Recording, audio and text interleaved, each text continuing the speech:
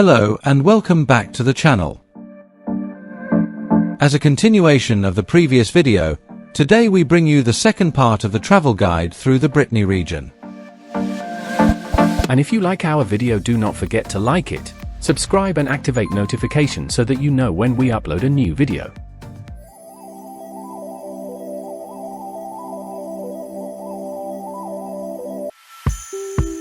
At the end of the last video, we visited the Valley of the Saints and its incredible and still growing collection of sculptures. Now we move a bit further north and arrive at Guerlesquin, a small village of 1,500 inhabitants that originated in the mid-11th century.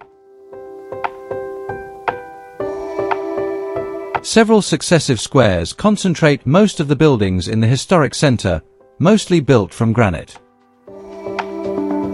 Among these buildings, the prison stands out, a square-shaped building constructed in 1640. The market, which also houses the tourist office and previously served as a courthouse and school, and the Church of St. Feninan, built in 1499 and rebuilt in 1859 in the neo-Gothic style.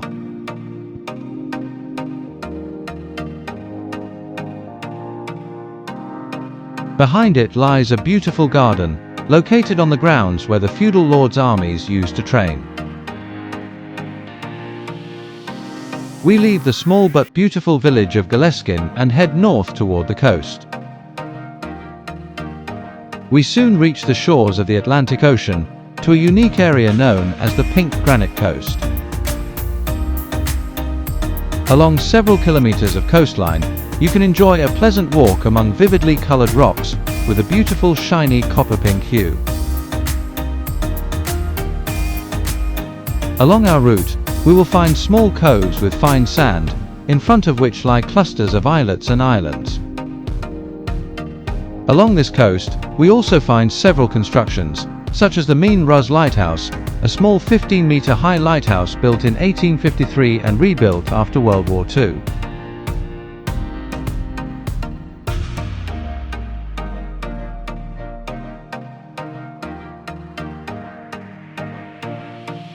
After walking along the Pink Granite Coast, we continue traveling east and arrive in Tréguier.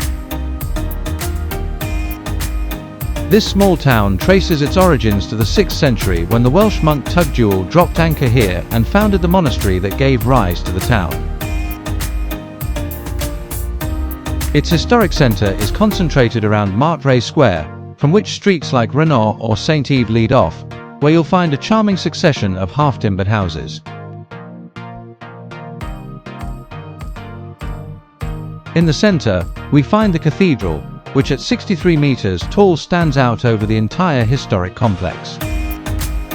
It was built between the 14th and 15th centuries in the Gothic style over a previous Romanesque temple.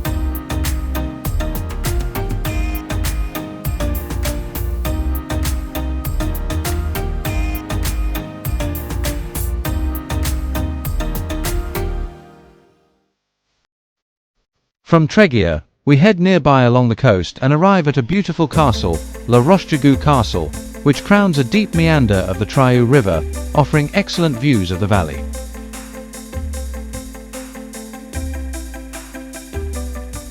The current building of this lovely castle was built in the 15th century on the site of an earlier 11th century castle, of which some fortifications still survive. Although it doesn't contain much furniture inside, the visit is worthwhile as you can admire both the architecture and various exhibitions. Certainly worth a stroll are the gardens, where water features prominently with several fountains, or the viewpoints that offer breathtaking panoramic views over the Trieux River valley.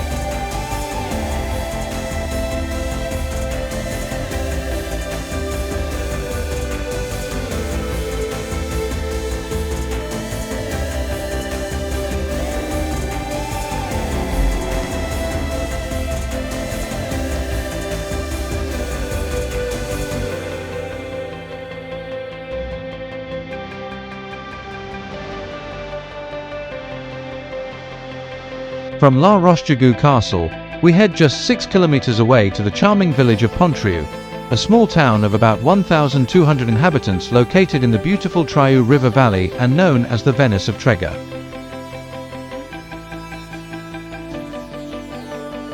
The town developed around a bridge that allowed passage over the Trieux River, giving its name to the town. In the historic centre, we find beautiful granite houses and lovely half-timbered homes arranged around two main squares. But what stands out most are the River Trieux and its washhouses. There are 50 washhouses along the river, most privately owned, and a unique way to discover them is by electric boat, both during the day and at night.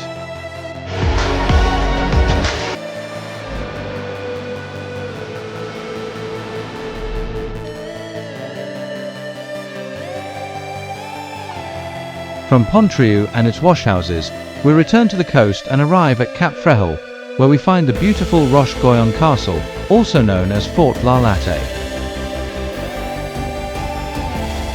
Strategically located at Cap Fréhel, the castle owes its name to one of Brittany's oldest families. A legend claims the first castle was built in the year 937, though the current fortress dates back to the 14th century. In the 19th century, it was gradually abandoned until it was declared a historical monument in 1925 and restored in 1931. Initially known as Roche-Jagu Castle, it began appearing in maps and plans from 1869 as Château Fort La Latte, adopting the name of the nearby hamlet. What remains unchanged, however, are the incredible panoramic views from the top of its tower.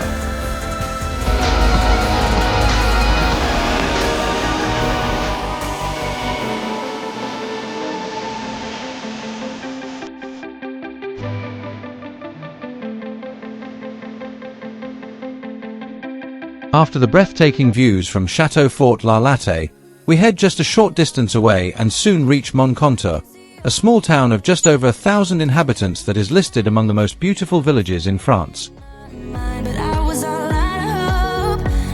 Perched atop a hill and surrounded by walls, this small village with a strong medieval character truly deserves its place on the list. Located at the confluence of the Evron River and the small Etang stream, it played an important military role since the 12th century.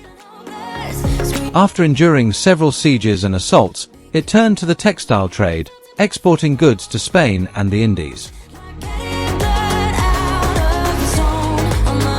In Mont-Saint-Michel, you can wander its alleys and squares, discovering landmarks such as the Church of St. Matherin, built in the 16th century and renovated in the 18th century with Flemish and Italian influences, the 13th century walls and towers, or the curious museum that explores the history of costume throughout French history.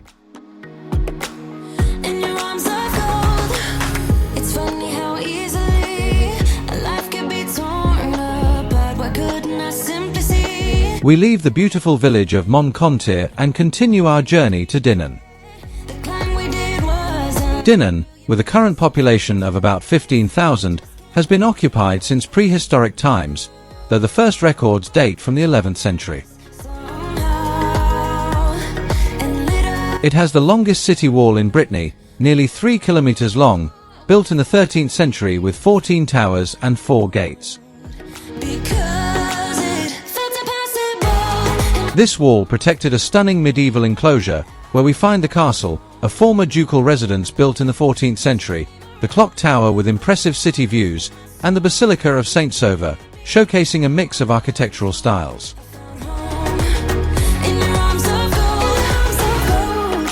Above all, there's a gorgeous collection of half-timbered houses, 130 in total, lining cobbled streets like the famous Rue du Gurzuel, undoubtedly the most picturesque in Dinan, connecting the medieval city with the port in a steep climb.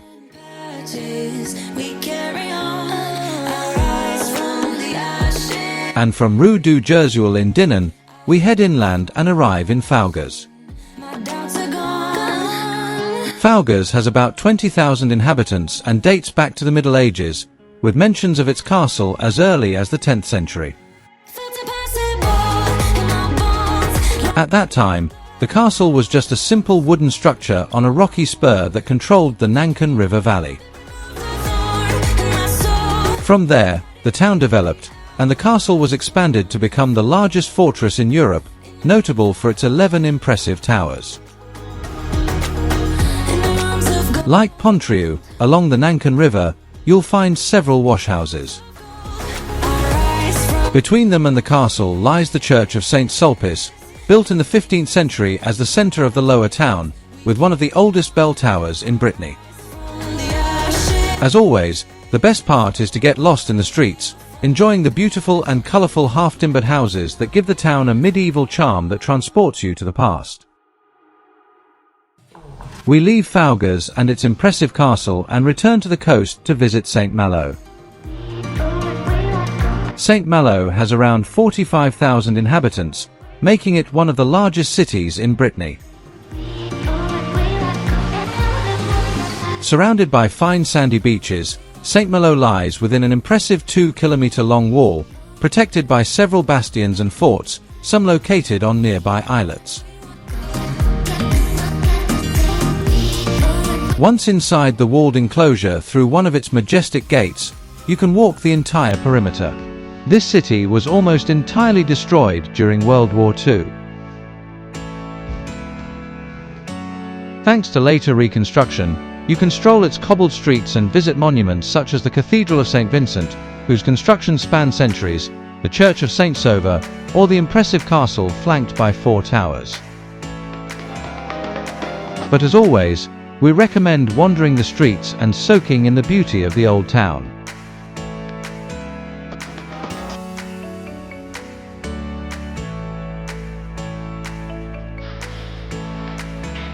After exploring Saint-Malo's incredible fortifications, we head back inland and reach the small town of Dol-de-Bretagne, small in population but rich in heritage.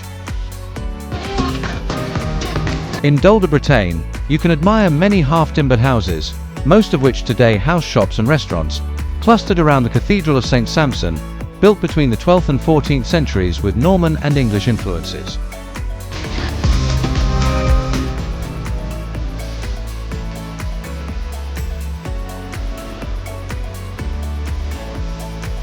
Outside Dol-de-Bretagne, we find the Champ Dolent Menhir, one of Brittany's most important standing stones, nearly 9.5 meters tall and classified as a historical monument.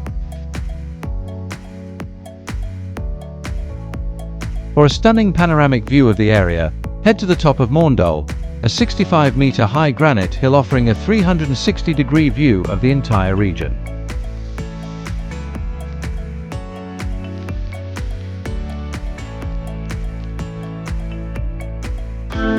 From the top of Mont-Dol, we return to the coast to visit one of France's most iconic landmarks, the famous Mont-Saint-Michel. Although it is not in Brittany but in Normandy, we take the opportunity to visit since we are very close.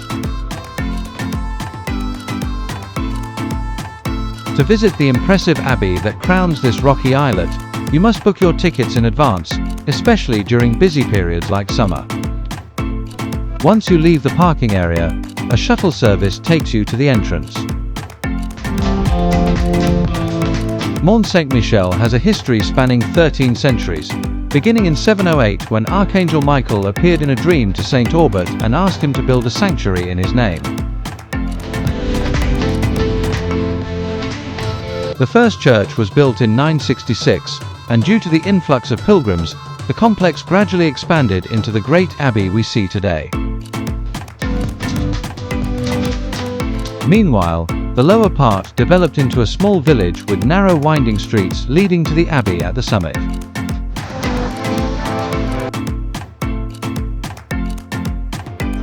The Benedictine Abbey is an architectural gem that seems to defy gravity.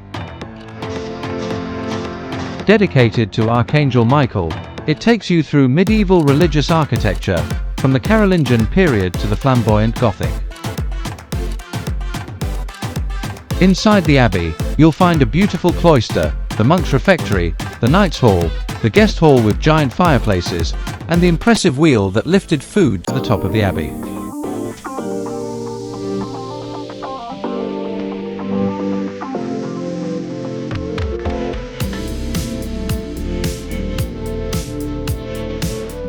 Undoubtedly, one of the highlights is the breathtaking view from the top of this place, famous for its dramatic tides, a must-see if you're in the area.